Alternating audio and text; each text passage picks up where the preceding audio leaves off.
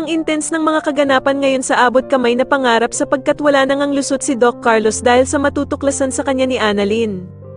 Dito nga ay gulat na gulat si Annalyn dahil sa mga mababasa niyang chat ni Doc Carlos sa anak nitong si Zoe.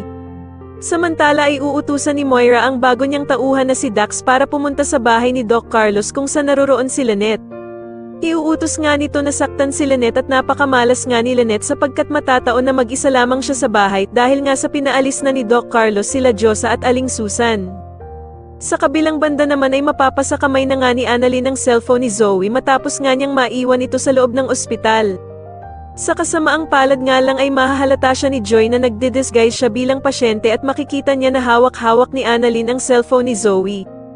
Sakto namang dadating din si Zoe kaya naman ay agad na magsusumbong si Joy na ninakaw daw ni Annalyn ang cellphone niya. Pero nang kukunin na ni Zoe ang cellphone niya kay Annalyn ay agad itong tatakbo upang hindi ito makuha sa kanya.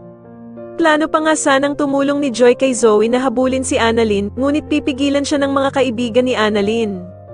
Magtatagumpay naman si Annalyn dahil sa makakapagtago ito kaya naman ay hindi na siya maabutan ni Zoe.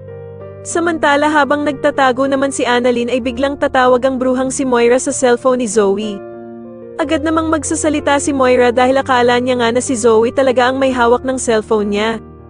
Sobrang ikakagulat naman ni Annalyn ang mga maririnig niya dahil tama nga daw ang kutob niya na sila Moira talaga ang may hawak sa kanyang lolo Pepe.